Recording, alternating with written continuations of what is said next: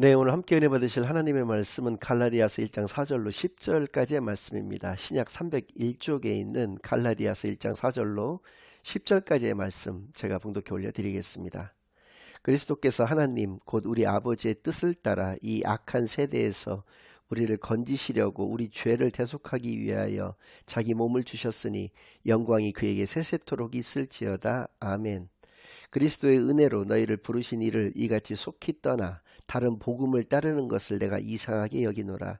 다른 복음은 없나니 다만 어떤 사람들이 너희를 교란하여 그리스도의 복음을 변하게 하려 함이라. 그러나 우리나 혹은 하늘로부터 온 천사라도 우리가 너에게 전한 복음 외에 다른 복음을 전하면 저주를 받을지어다.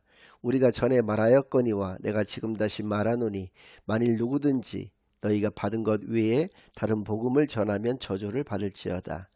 이제 내가 사람들에게 좋게 하랴 하나님께 좋게 하랴 사람들에게 기쁨을 구하랴 내가 지금까지 사람들의 기쁨을 구하였다면 그리스도의 종이 아니니라. 아멘. 하나님 아버지 감사드립니다. 오늘도 거룩한 주일로 거룩한 교회로 거룩한 예배로 인도해 주신 은혜를 진정으로 감사드립니다. 지금 이 시간 저희 지난 한 주일간 지었던 모든 죄악을 예수 그리스도의 십자가 아래 다 내려놓고 오직 저희들의 온 마음과 정성을 다하여 하나님께만 드려지는 예배를 통하여 하나님께서만 영광 받으시는 은혜의 시간으로 이 시간을 인도하여 주시옵소서. 모든 것을 감사드리오며 예수 그리스도의 이름으로 기도드리옵나이다. 아멘. 네, 오늘은 다른 복음은 없습니다 라는 제목을 가지고 오늘 본문 말씀을 중심으로 하나님의 말씀을 증거하겠습니다. 이번 주와 다음 주 2주간에 걸쳐서 갈라디아서의 말씀을 통한 하나님의 은혜를 여러분들과 함께 나누는 귀한 시간들을 갖겠습니다. 먼저 갈라디아서가 어떻게 쓰여졌고 언제 쓰여졌는지에 대해서 먼저 좀 살펴볼 필요가 있겠습니다. 예수님께서는 AD 30년에 이르러서 십자가에서 죽으시고 3일 만에 부활하셨고 40일 동안에 이 땅에서 더 사역을 감당하시다가 승천하셨습니다. 역사의 구분이 예수님을 중심으로 이루어진 것은 다들 아시는 사실일 것입니다. 예수님 오시기 이전의 역사를 Before Christ라고 해서 BC로 표기를 하고 있고 예수님이 이 땅에 오신 이후를 아노 도미니라고 해서 AD로 표기를 하고 있다는 것으로만 봐도 역사의 중심은 바로 예수님이시라고 하는 것을 모든 사람들이 그렇게 고백을 하고 있는 것과 마찬가지인 것이죠. 근데 이 표기에 따르면 예수님께서는 AD 0년에 이 땅에 오셨어야지 맞는 것인데 실제로는 BC 4년경에 이 땅에 오신 것이거든요. 그래서 이 땅에서 33년 반 정도를 머무시다가 모든 사역을 마치시고 승천하시게 되었는데 그것이 AD 30년이었다는 얘기고요. 사도 바울께서는 AD 32년에서 34년 정도의 사이에 그 기간 동안에 다메섹이라고 하는 곳으로 예수님을 믿는 기독교인들을 박해하기 위해서 가던 중에 예수님을 친히 거기서 뵙게 됩니다. 그래서 예수님께서는 예수를 그리스도로 믿고 영접하게 사도 바울에게 그렇게 은혜를 허락하여 주셨고 그때부터 사도 바울은 이제 기독교인으로서 변화가 되었던 것이죠. 그래서 그 다메섹 부군 또 자신의 고향인 길리기아 다소와 그 부군에서 이제 활발하게 선교 활동을 펼치고 있던 중에 지금의 시리아에 위치해 있는 그러니까 이스라엘의 북쪽에 있었던 안디옥 교회라고 하는 그 교회가 굉장히 교세가 확장되게 되었습니다. 굉장히 부흥을 하게 되었다는 것이죠. 오늘날의 개념으로. 그래서 해외로 선교사를 파송하기로 그렇게 결정이 되어졌습니다. 그래서 뽑혔던 인물이 바나바라고 하는 사람이었고요. 이 바나바라는 사람이 당시에 길리기아 다소에 있었던 그 사도 바울을 찾아가게 되는 것이죠. 그래서 바울과 함께 나와 같이 선교를 떠나지 않겠느냐라고 제안을 하게 되었고 사도 바울이 거기에 쾌히 응하면서 그 안디옥에서부터 바나바, 바울 그리고 마가복음의 저자 마가 등과 함께 1차 선교 여행을 떠나게 됩니다. 그래서 처음에는 이제 구브로라고 하는 섬을 거쳐서 갈라디아 지방으로 제1차 선교여행의 주된 그 선교지를 선정을 해서 가게 되는데요. 그곳이 오늘날의 터키 지방이 되는 것이죠. 그래서 오늘날에도 그 터키의 안탈리아라고 하는 곳이 있는데, 그곳의 인근에 보면 그 사도 바울이 세우셨던 그런 교회들이 이렇게 쭉 유적지로 지금 현재도 남아 있는 정도로 그러한 어떤 역사적인 사실을 가지고 있는데, 아무튼 이 시기가 AD 46년부터 47년까지의 그 기간으로 이렇게 보고 있습니다. 그래서 약 2년 정도 1차 선교여행을 가셨던 것이죠. 그래서 말씀드렸다시피 구브로를 거쳐서 그 갈라디아 지방으로 갔었는데, 거기에는 이제 비시디 안디옥이라고 하는 곳이 있었거든요. 그러니까 같은 안디옥이지만 그 시리아에 있는 안디옥과는 좀 다른 곳이죠. 비시디 안디옥, 뭐 이고니온, 루스드라, 더베 뭐 이런 지방들에서 교회들을 이제 개척하시고 거기서 선교 활동을 하셨던 것이죠. 돌아올 때도 마찬가지로 지금 말씀드렸던 곳과 역순으로 해가지고 이렇게 돌아오시게 되었는데, 돌아오신 이후로 얼마 되지 않아서 사도 바울에게 정말 충격적인 소식이 전해지게 되는 것이죠. 그것이 오늘 본문 말씀인데요. 자신이 이렇게 심혈을 기울여서 1차 전도 여행이었었으니까 전도를 했던 그곳들에 다른 복음들이 증거되고 있다라고 하는 사실을 알게 되었다는 것이죠. 그래서 그 다른 복음을 증거했던 그 내용과 또 그 사람들하고의 어떤 변론이 이루어지게 막 되는 것이고요. 서로가 자신의 어떤 주장들을 강하게 이제 내세웠기 때문에 이제 그런 충돌이 이렇게 심각하게 벌어졌던 것이고, 급기야 49년에 이르러서 예루살렘에서 예루살렘 사도회의라고 하는 것이 열리게 됩니다. 이곳에서 그 논쟁의 종식을 고하는 그러한 결론이 이제 나오게 되는데요. 아무튼 이 왜 갈라디아서를 AD 48년경에 기록했다라고 우리가 추정할 수가 있느냐면, 이 49년에 있었던 예루살렘 사도회의의 결과가 이렇게 그 기록되어져 있지는 않거든요. 그래서 당시에 있었던 그 문제점에 대해서만, 그리고 그거에 대해서 그 변론을 하기 위해서 정말 참된 복음이란 무엇이고 다른 복음이란 어떠한 것이며 그것이 얼마나 잘못되고 위험하고 심지어는 그것이 저주를 받게 되는 일이라고 하는 것까지를 다 이렇게 편지에 이렇게 기록을 해서 그 갈라디아 지방에 있는 교인들에게 보내게 되는 것이거든요. 그래서 이 시기적인 어떤 부분들, 이 배경이 되는 부분들을 먼저 이렇게 여러분들에게 말씀을 드렸고, 그렇다면 그 다른 복음이라고 하는 것이 과연 무엇인가? 다른 복음이라고 그러니까 예수가 그리스도라고 하는 이거 외에 어떤 다른 어떤 종교를 여러분들이 생각하실 수가 있는데, 그것이 아니라 예수가 그리스도라고 하는 것은 똑같이 증거를 했었습니다. 그런데 바울 일행이 지나간 그 이후로 그 갈라디아 지방에 갔었던 바리새파 중심의 그 유대인들이 증거했던 그 기독교인들이죠.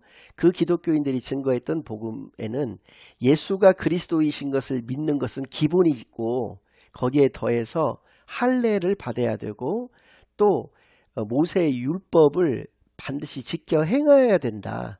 그것이야말로 정말 참된 구원에 이르는 그러한 길이다라고 하는 식으로 증거를 했다는 것이죠. 그러니까 사도 바울께서는 우리가 전한 복음 외에 다른 것들을 추가하거나 첨가하거나 빼거나 한다라고 하는 것은 다른 복음이고, 이렇게 다른 복음을 증거할 때에는 반드시 저주를 받게 된다라고 하는 것을 역설한 것이 오늘의 본문 말씀인 것이죠. 이제 이 배경을 여러분들께서 이제 아셨으니까 다시 한번 6절부터 좀 읽어드리겠습니다. 6절부터 10절까지 몇 계절, 5계절밖에 되지 않는데 다른 복음이라는 말씀이 4번이나 반복해서 나오고 있거든요. 그것을 한번 생각하시면서 다시 한번 제가 읽겠습니다. 그리스도의 은혜로 너희를 부르신 이를 이같이 속히 떠나 다른 복음을 따르는 것을 내가 이상하게 여기노라. 불과 1년도 되지 않는 기간 동안에 이러한 것들이 이루어진 것이거든요. 바울 일행이 떠난 지 6개월 정도밖에 되지 않은 시점에서 이러한 것들이 이루어지니까 바울이 너무 황당하고 어이가 없다라고 하는 것입니다. 그리고 그것은 7절 다른 복음은 없나니 다만 어떤 사람들이 너희를 교란하여 그리스도의 복음을 변하게 하려 함이라. 8절 그러나 우리나 혹은 하늘로부터 온 천사라도 원래 참된 복음을 전했던 우리가 혹은 하늘로부터 천사가 내려와서 천사의 말을 너희들에게 증거를 한다고 하더라도 우리가 처음에 너희에게 전한 복음 외에 다른 복음을 전하면 저주를 받을지어다.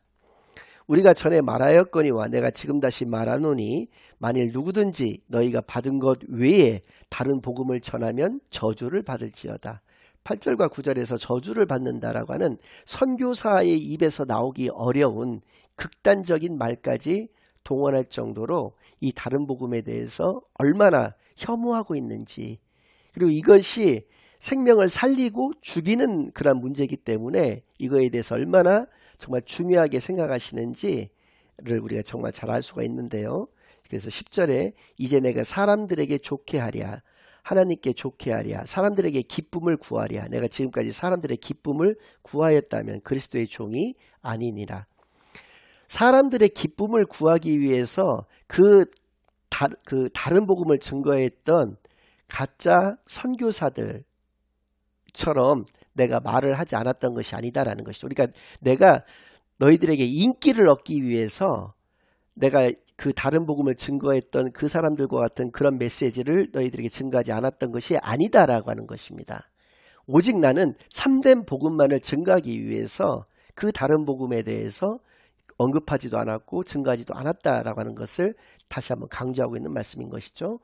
그래서 이 다른 복음이 무엇이었느냐? 그것은 바로 사도행전 15장을 우리가 살펴보아야 될 것인데요. 사도행전 15장 1절로부터 10절까지의 그 말씀은 아까 전에 말씀드렸던 대로 이거 이후에 있었던 49년도에 예루살렘 사도회의의 그런 모습입니다. 그리고 사도회의에서 나왔던 결론까지도 다 포함되어 있는 그런 말씀인데요. 이것을 통해서 다른 복음의 내용이 무엇이고 또 그 다른 복음에 대해서 어떻게 사도 베드로께서 결론을 내리셨는지에 대해서 우리가 살펴볼 수가 있습니다. 먼저 1절입니다. 어떤 사람들이 유대로부터 내려와서, 이 사람들이 이제 아까도 말씀드렸지만 바리새파, 아주 그 율법에 정통한 사람들이죠. 그 바리새파 유대인 중에서 기독교인으로 개종한 사람들을 말하는 것입니다. 형제들을 가르치되, 여기서 형제들은 이제 갈라디아 지방에 있었던 그 바울 일행이 개척했던 교회에서 신앙생활을 하는 사람들을 의미하는 것이고요. 너희가 모세의 법대로 할례를 받지 아니하면 능히 구원을 받지 못하리라 하니, 그러니까 할례는 필수여야 된다는 것이죠. 그러니까 이쪽 갈라디아 지방들이 이스라엘 사람들 입장에서 봤을 때는 이방인들이지 않습니까? 그러다 보니까 이스라엘 사람들은 낳은 지 8일 만에 남자들 같으면 오늘날의 개념으로 포경수술을 반드시 받아야만 되는 것이죠. 근데 그것은 하나님이 그렇게 하라고 하셨기 때문에 했던 것이죠. 구약에서 아브라함에게 말씀을 하셨죠. 그래서 이삭부터 시작이 되었던 그런 부분인데, 이것들을 당시에는 이제 의료기술이 발달되지 않았기 때문에 할례를 받다가 죽는 경우들도 생겼는데, 자신들은 하나님의 말씀을 지키기 위해서 이렇게 죽음을 각오하면서까지 할례를 행하였는데, 너희들이 이방인이지만 기독교인으로 되었다라고 한다면 너희들도 마땅히 할례를 받아야 된다는 식으로, 그러니까 굉장히 기독교인이지만 예전에 유대교에서 이렇게 뿌리가 이렇게 내려졌던 사람들이기 때문에 그 유대교의 잔재가 남아있는 거죠. 그 전통이 남아있는 것이죠. 이제 극보수파라고 얘기할 수가 있겠는데, 근데 이 할례를 받지 아니하면 예수를 그리스도로 너희들이 믿는다고 할지라도 구원을 받을 수가 없다라고 얘기를 했다는 것이죠. 이것이 다른 복음이라는 것입니다. 그래서 2절 바울 및 바나바와 그들 사이에, 여기서 그들은 다른 복음을 증거한 사람들을 말하는 거죠. 적지 아니한 다툼과 변론이 일어난지라. 형제들이 이 문제에 대하여 바울과 바나바와 및 그 중에 몇 사람을 예루살렘에 있는 사도와 장로들에게 보내기로 작정하니라. 그들이 교회의 전송을 받고 베니게와 사마리아로 다니며 이방인들이 주께 돌아온 일을 말하여 형제들을 다 크게 기쁘게 하더라. 그러니까 제1차 전도 여행이 굉장히 성공리에 맞춰진 것에 대해서 이 이스라엘에 있었던 사도들과 장로들 또 신앙생활을 같이 해나갔던 사람들이 모두 다 크게 기뻐했다는 것입니다. 예루살렘에 이르러 교회와 사도와 장로들에게 영접을 받고 사람들이 하나님이 자기들과 함께 계셔 행하신 모든 일을 말하며 바리새파 중에 어떤 믿는 사람들이 일어나 말하되 이방인에게 할례를 행하고 모세의 율법을 지키라 명하는 것이 마땅하다 아니라. 그러니까 다른 복음의 핵심 키워드는 두 가지였습니다. 크게는 두 가지인데 이것이 다 문제가 있었던 것이죠. 첫째는 할례를 행해야 된다는 것이고 두 번째는 모세의 율법을 지켜야 된다는 것입니다. 모세의 율법을 지켜야 된다라고 하는 것은 한 문장으로서 설명할 수가 없는 굉장히 복잡하고 아주 심각한 문제인 것이죠. 왜 그러냐면 우선 모세의 율법에는 어떤 것들이 있냐면 음식에 관한 것들도 있습니다. 예를 들어서 뭐 정결한 짐승이 있고 부정한 짐승들이 있는데 정결한 짐승은 먹을 수가 있지만 부정한 짐승은 먹을 수가 없다는 것이죠. 물론 오늘날에도 우리가 잘 먹고 있는 돼지 같은 경우도 이 부정한 짐승에 당시에는 속했던 것이니까 이 개념으로라면 우리들 역시도 돼지고기를 못 먹게 되는 것이죠. 근데 아무튼 간에 이렇게 정결한 짐승만은 먹어야 되고 부정한 짐승은 먹어서는 안 된다라고 하는 것. 그리고 안식일을 거룩하게 지켜야 된다는 것. 그 다음에 뭐 유월절을 포함한 유대교에서 이렇게 잘 지켜 행해졌던 그 절기들에 대해서도 마땅히 지켜야 된다는 것 등이 모세율법에 포함되어 있는 내용입니다. 그러니까 크게는 10계명, 10가지 계명밖에 되지 않지만 여기에서 파생돼서 나오는 그런 그 계율들이 613가지 정도가 됐었거든요. 그래서 이런 것들을 다 지켜 행해야 된다는 것이죠. 그랬더니 그러니까 이제 강경파 그 원래의 바리새파들 유대교였던 유대인들이 기독교로 개종한 그 사람들이 이런 식으로 이야기를 했다는 것이죠. 그래서 이제 6절에 사도와 장로들이 이 일을 의논하러 모여라고 말씀하는데 이것이 바로 49년에 있었던 예루살렘 사도회의가 개시가 되었다는 것입니다. 7절에 많은 변론이 있은 후에 그러니까 이제 사도 바울 쪽에서 또 이 바리새파 유대인 쪽에서 서로 간에 막 이제 많은 이제 뭐 고성도 오갔겠고 뭐 막말도 오갔겠고 막 이렇게 어떤 변론들이 이렇게 치열하게 오고 간 뒤에 베드로가 일어나 말하되 베드로가 결론을 내리고 있는 것입니다. 형제들아 너희도 알거니와 하나님이 이방인들로 내 입에서 복음의 말씀을 들어 믿게 하시려고 오래전부터 너희 가운데서 나를 택하시고 또 마음을 아시는 하나님이 우리에게와 같이 그들에게도 성령을 주어 증언하시고 믿음으로 그들의 마음을 깨끗이 하사 그들이나 우리나 차별하지 아니하셨느니라. 그러니까 믿음을 소유하고 있다라고 한다면 이방인이든 유대인이든 그게 무슨 상관이 있느냐라고 하는 것이죠. 그러니까 믿음의 중요성에 대해서 역설을 한 것입니다. 그러면서 마지막 10절에 뭐라고 얘기를 하고 있냐면 그런데 지금 너희가 어찌하여 하나님을 시험하여 우리 조상과 우리도 능히 매지 못하던 멍에를 제자들의 목에 두려느냐.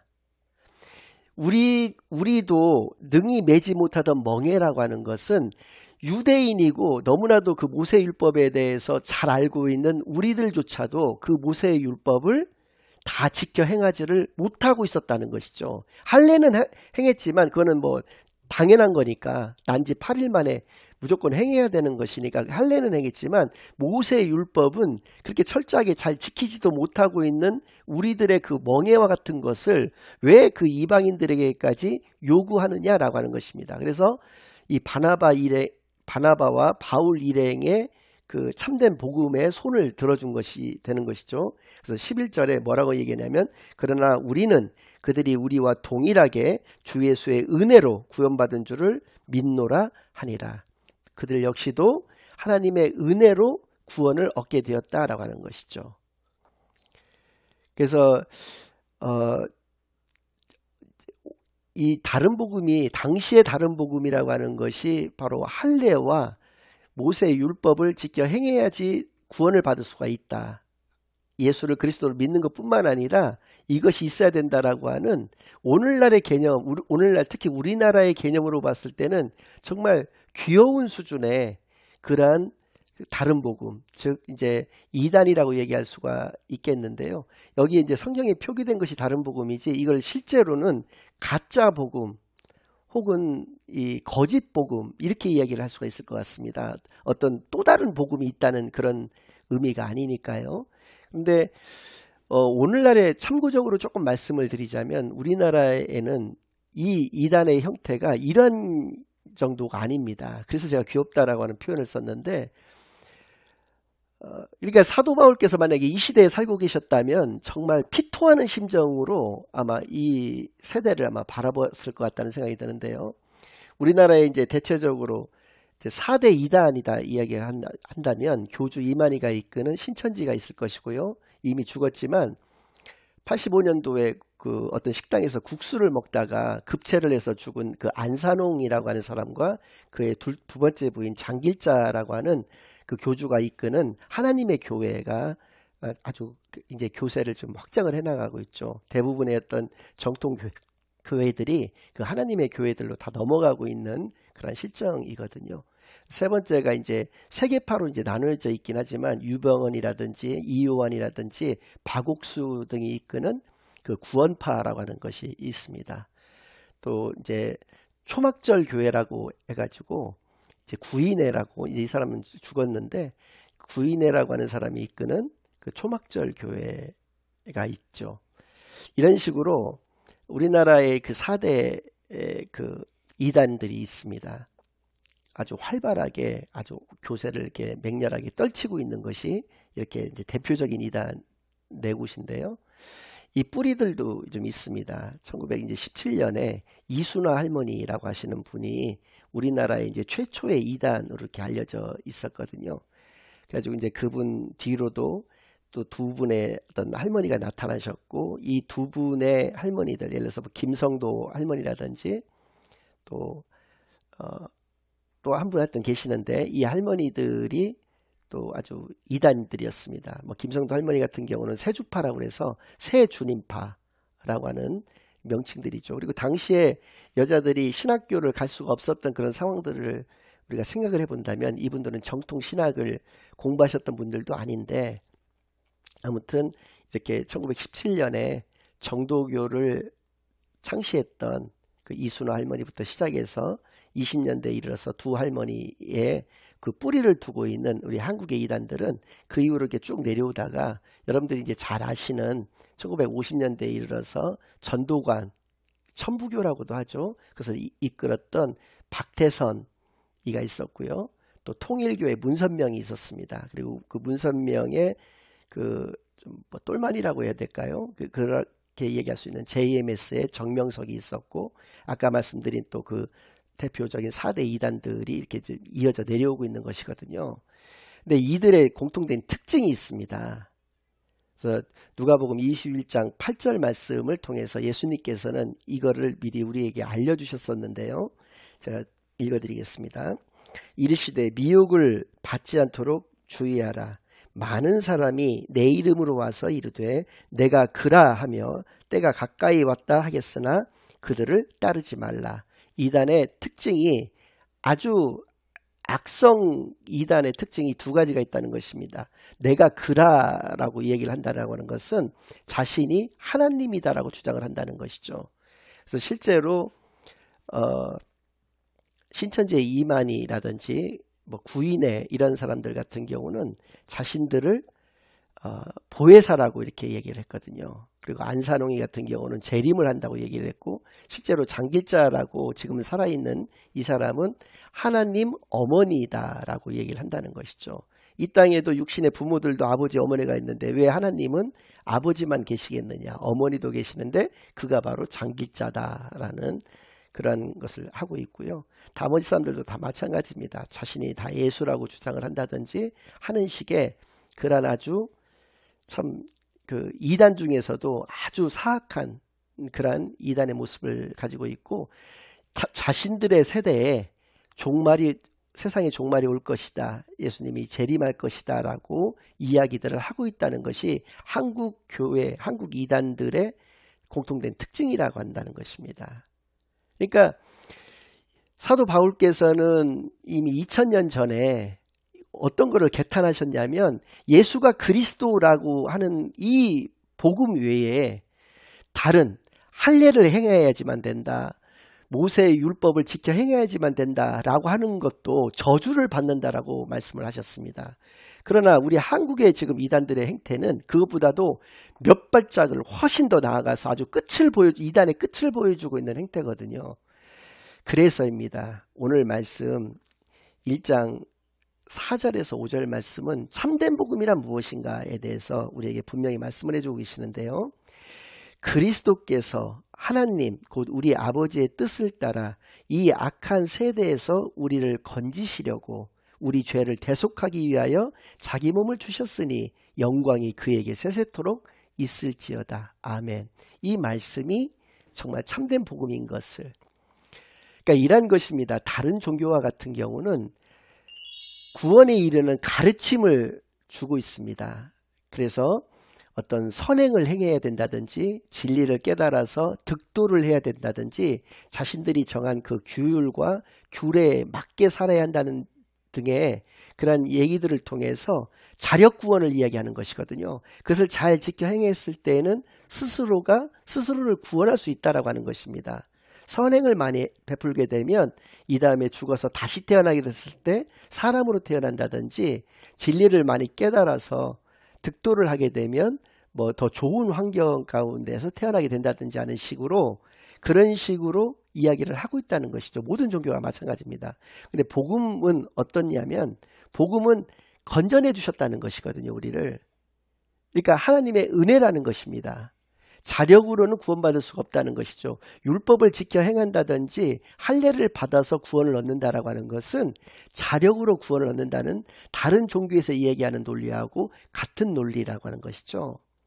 그래서 이런 것입니다. 뭐 저는 이제 대서양 바다를 가보질 않았지만 거기를 가보는 것이 이제 버킷리스트 중에 이제 하나니까 대서양 바다를 제가 예를 들면 대서양 바다 한가운데 우리가 만약에 빠졌다고 이렇게 가정을 해보겠습니다. 근데 다른 종교는 어떻게 수영하면 되고 어떤 방향으로 수영을 해야지 너희가 살 수 있다라고 하는 것을 알려주고 수영을 하게끔 만듭니다. 그래서 가다가 죽는 것은 어쩔 수가 없고 네가 죽지 않고 끝까지만 갈 수만 있다라고 한다면 너는 살 수가 있다라는 것이 다른 종교에서 얘기하는 논리거든요. 그런데 하나님께서는 우리가 그곳까지 수영해서 갈 수 없다는 것을 너무나도 잘 아십니다. 그래서 이 땅에 예수님을 하나님의 독생자 외아들이신 하나님이신 그 예수님을 이 땅에 육신으로 보내셔서 우리의 죄를 감당시키셔서 우리의 죄를 다 덮어 씌우게 하신 것이죠. 예수님에게. 그래서 십자가에서 죽게 버려두신 것입니다. 그리고 그 십자가에서 그 죽으심을 통해서 우리를 대속하여 주셨다는 것이죠. 이러한 모든 것들이 하나님의 뜻이었고 예수님은 그것에 절대적인 순종을 하셨던 그것을 우리가 믿기만 한다면 우리 역시도 예수님과 함께 그 십자가에서 죽은 것이기 때문에 하나님께서 그렇게 인정을 하시는 것이거든요. 우리가 실제로 십자가에서 죽지는 않았지만 예수님이 죽으심을 믿는 것으로 우리가 예수님과 함께 십자가에 못 박혔다고, 그래서 우리가 우리의 죄의 모든 문제들을 해결했다라고 하나님께서 인정을 해주시는 관계로 우리는 구원에 이를 수 있다라고 하는 것입니다.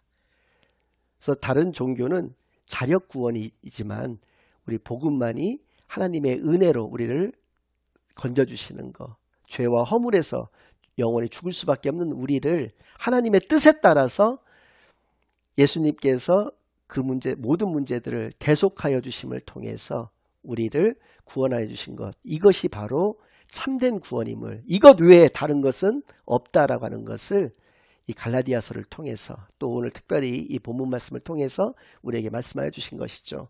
이것이 요약되어 있는 것이 바로 갈라디아서 2장 16절 말씀인데요. 이 말씀을 끝으로 오늘 말씀을 맺도록 하겠습니다. 사람이 의롭게 되는 것은 율법의 행위로 말미암음이 아니요 오직 예수 그리스도를 믿음으로 말미암는 줄 알므로 우리도 그리스도 예수를 믿나니 이는 우리가 율법의 행위로서가 아니고 그리스도를 믿음으로써 의롭다함을 얻으려 함이라. 율법의 행위로서는 의롭다함을 얻을 육체가 없느니라. 분명히 말씀해 주신 것이죠. 사실 이 갈라디아서는 로마서의 어떤 축약판, 요약판이라고 얘기를 할 수가 있고, 바꿔서 얘기한다면 로마서는 갈라디아서의 확장판이라고 얘기할 수가 있을 정도로 로마서나 갈라디아서는 복음에 대해서, 참된 복음에 대해서 우리에게 정확하게 알려주시는 그런 말씀입니다. 로마서는 16장이나 되니까 좀 길다고 할 수 있지만 갈라디아서는 비교적 짧은 성경이기 때문에 여러분들께서 이 갈라디아서의 오늘 본문 말씀뿐만 아니라 다른 그 말씀들까지도 전체적으로 우리가 정확하게 살핌으로 인해서 정말 참된 복음이 무엇인가를 분명히 깨닫고 참된 복음만을 붙들고 온전한 신앙생활을 해나가시는 저와 여러분이 되시기만을 예수 그리스도 이름으로 간절히 축원합니다. 아멘. 이제는 우리 주 예수 그리스도의 은혜와 아버지 하나님의 극진하신 사랑과 성령 하나님의 내주인도 역사, 교통하심이 오직 예수가 그리스도이심을 믿는 참된 복음만을 붙들고 온전한 하나님으로서의, 하나님의 자녀로서의 참되고 복된 삶만을 이 땅에서 살아내기로 다짐하고 결심하고 돌아가는 모든 살아가는 주의 자녀들과 그 가정 위에, 그들의 생업 위에 이제로부터 영원까지 항상 함께 있을지어다. 아멘.